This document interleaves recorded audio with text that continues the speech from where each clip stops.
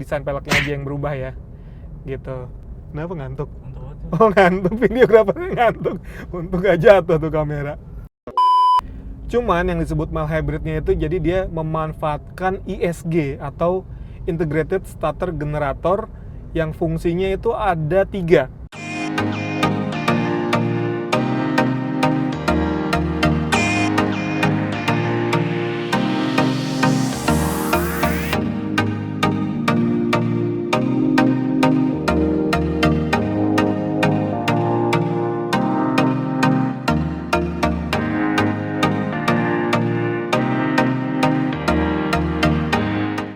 Teman-teman, selamat datang di channel Grid Auto dan ini dia Suzuki R3 Hybrid.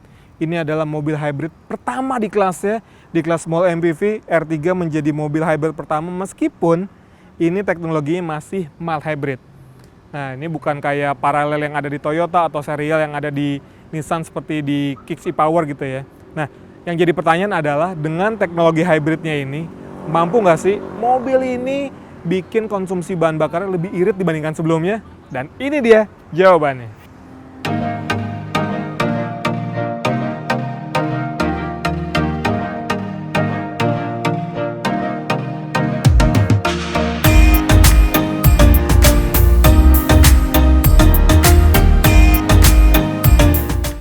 Oke, ini adalah varian R3 yang Suzuki Sport Hybrid. Artinya ini varian yang paling mahal dengan transmisi matic. Dan kalau dibandingkan dengan yang sebelumnya, yang non-hybrid itu memang ubahannya nggak terlalu banyak ya. Artinya secara eksterior pun itu masih mirip-mirip dengan body kit yang Suzuki Sport gitu. Cuma kalau kita lihat peleknya aja sih, meskipun secara lingkar roda itu mirip yang dengan sebelumnya itu, tapi peleknya sedikit berubah. Ini seperti balik lagi ke yang sebelumnya, cuman diberi finishing dual tone ya, abu-abu dengan polish seperti itu. Udah gitu, antenanya juga sekarang pakai yang short pole, yang lebih pendek. Sama di belakang itu ada garnish chrome-nya di bagian belakang. Sementara di bagian interiornya itu emang nggak banyak berubah juga sih. Kalau kita lihat joknya tetap warna hitam tapi sekarang ada stitching warna merah biar aksen sporty lebih dapat. Udah gitu juga panel instrumen.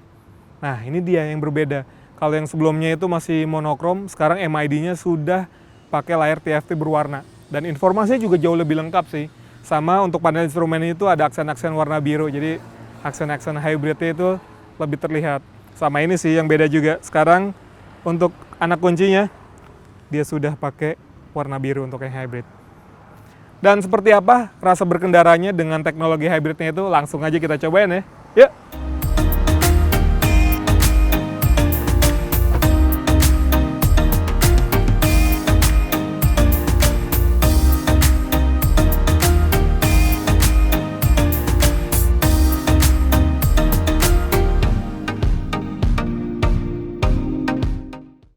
Oke teman-teman, sebelum kita bahas lebih lanjut soal efisiensi bahan bakarnya, mungkin teman-teman banyak yang pengen tahu sebetulnya teknologi mild hybrid Suzuki itu kayak apa sih? Oke, jangan bayangin mobil ini ada motor listriknya gitu kayak di Toyota Corolla Cross atau misalnya di Nissan Kicks e-Power yang serial hybrid. Itu jangan dibayangin kayak gitu ya, karena ini memang si R3 ini tidak pakai motor listrik teman-teman. Jadi untuk melaju, untuk berjalan semua masih dilakukan oleh si mesin. Artinya dari mesin as roda langsung ke roda. Cuman yang disebut mild hybridnya itu jadi dia memanfaatkan ISG atau Integrated Starter Generator yang fungsinya itu ada 3. Oke, jadi yang pertama itu dia bisa berfungsi sebagai assist. Jadi ketika misalnya RPM-nya di sekitar 1.500 sampai 2.000-an gitu ya. Ketika kita nginjek pedal gasnya, ini sebetulnya tidak bergerak gitu, artinya sama misalnya di sekitar 20%, tapi rasanya mesin itu kayak laju gitu. Nah itu ada tuh assist-nya tuh.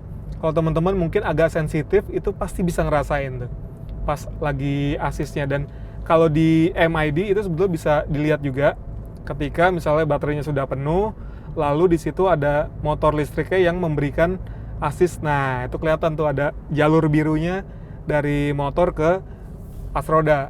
Nah, itu artinya si ISG lagi memberi assist. Jadi itu yang pertama. Yang kedua, ketika deselerasi. Jadi ISG ini dia bisa memanfaatkan energi regeneratif. Misalnya kita ngerem atau kita lagi angkat gas gitu ya, misalnya kayak gini. Nah, ketika misalnya kita angkat gas, dia akan mengisi lagi ke baterainya. Baterainya memang nggak gede, jadi baterainya ada di bawah sini nih ya, di bawah penumpang jok kiri yang di depan itu. Baterainya sekitar 6 ampere hour, jadi memang nggak terlalu besar. Dan itu tadi untuk pengisiannya dia memanfaatkan regeneratif dari si ISG-nya. Dan satu lagi, dia fungsinya adalah ketika untuk idling start stop. Jadi mobil ini kan dilengkapi dengan idling start stop. Itu yang kenapa si R3 bisa lebih irit dibandingkan yang sebelumnya. Karena untuk mengurangi konsumsi bahan bakar, dia pakai itu tadi sistemnya, idling stop. Nah, ketika kita berhenti sempurna kayak gini, nah mesin ini kan bakal mati ya. Artinya konsumsi bahan bakar atau bahan bakar itu nggak ada yang kebakar. Dan si SG-nya itu dia ngebantu ketika mau start lagi. Jadi dia kan fungsinya kayak alternator juga. Nah ini ngebantu memutarkan, jadi ini nyalanya nggak pakai, kalau di mobil-mobil biasa itu kan dia pakai dinamo lagi untuk dinamo starter ya. Kalau ini pakai ISG, jadi nah nyalanya itu selain lebih cepat juga rasanya lebih halus sih. Nggak ada suara yang terlalu kasar gitu. Dan dari mati ke nyalanya itu juga cukup cepat. Jadi itu adalah 3 keunggulan dari ISG yang ada di mild hybrid Suzuki. Nah, yang pertanyaannya adalah efektif gak sih fitur itu? Oke. Kita mulai dari konsumsi bahan bakar dulu ya.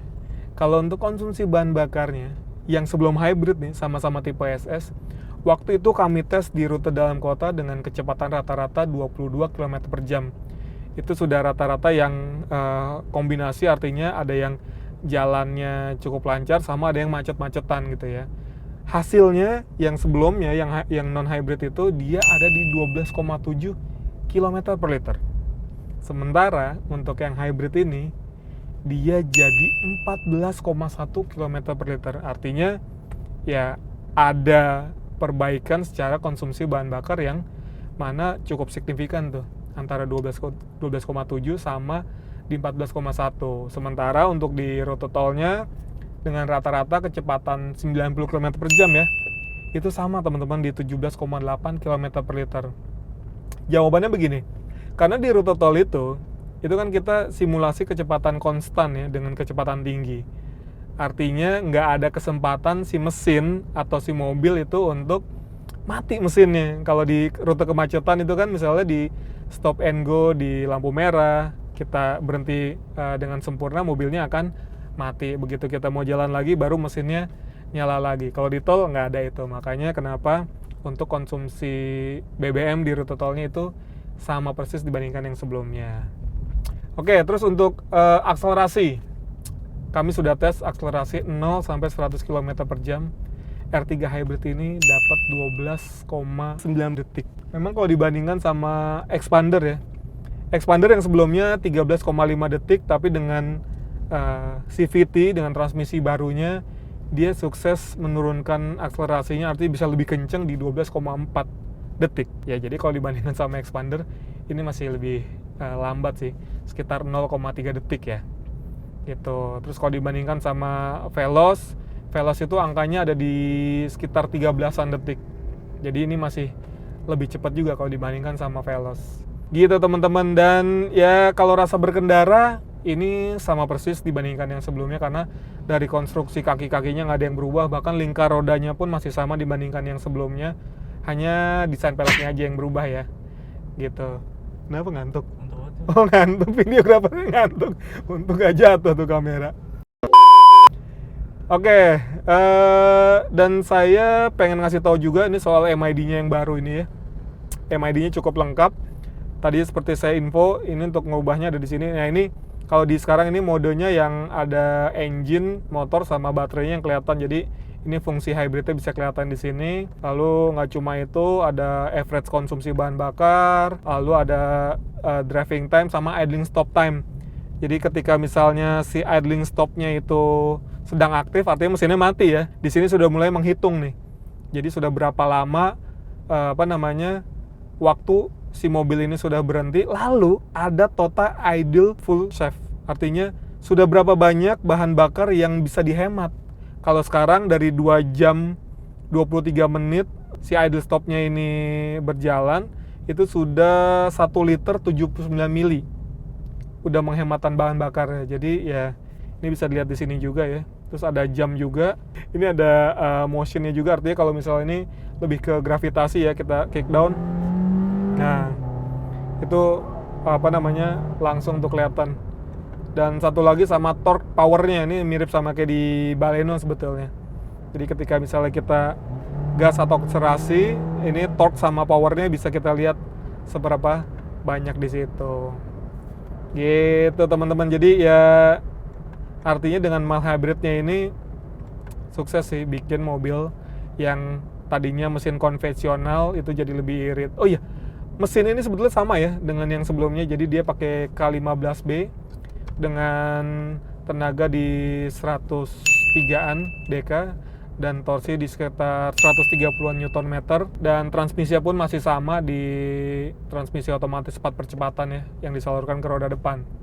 Ya mungkin kalau nextnya Suzuki menghadirkan CVT ke R3, itu bisa jadi akselerasinya mungkin bisa lebih kencang, sama yang seperti Expander itu berhasil ya dari konvensional 4 percepatan menjadi CVT. Dia sukses bikin akselerasinya jadi lebih irit 1,1 detik. Udah gitu juga soal konsumsi bahan bakar mungkin bisa lebih irit lagi.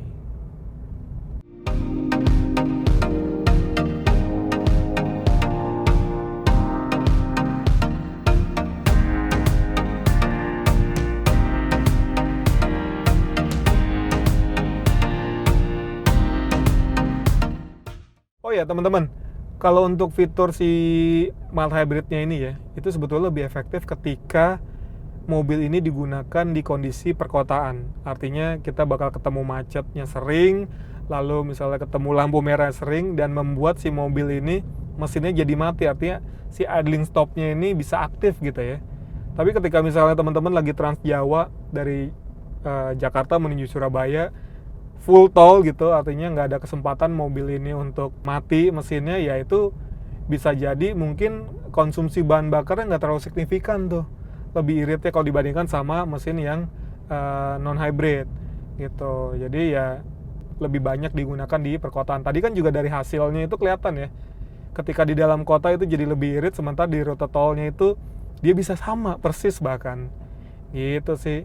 Dan fitur-fitur lainnya, dia tadi kalau idling stop itu sudah terintegrasi juga sama si R3 Hybrid. Lalu ada cruise control juga di sini, AC juga sudah digital, auto climate juga, dan sisa-sisanya masih mirip-mirip seperti head unit yang sudah touchscreen lengkap dengan Bluetooth teleponi. Lalu juga ada sayangnya dia belum ada Android Auto sama Apple CarPlay sih. Itu aja sih, sisanya masih mirip dibandingkan yang non hybrid.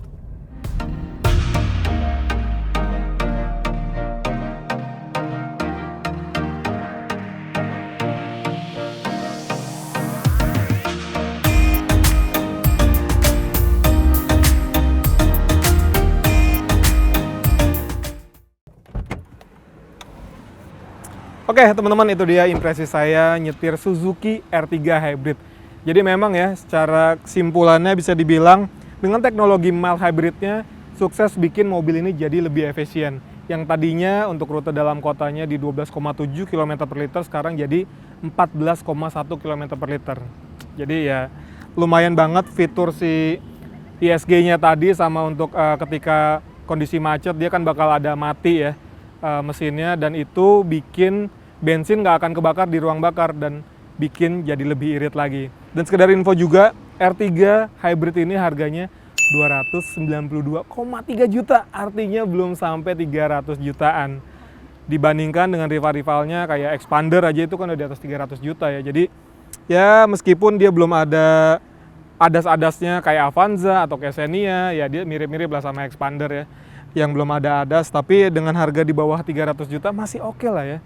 Mungkin buat teman-teman yang cari small MPV dengan teknologi hybrid, ini bisa jadi salah satu pilihan. Cuman nanti di tahun depan 2023 Expander bakal hadir juga dengan teknologi hybridnya. Kita belum tahu dia bakal serial, paralel, atau mild hybrid kayak gini. Nantikan aja di di tahun depan. Oke teman-teman, terima kasih sudah nonton video ini. Jangan lupa juga nih buat mampir-mampir ke Instagram kami di @anakcaster_gl. Sampai jumpa.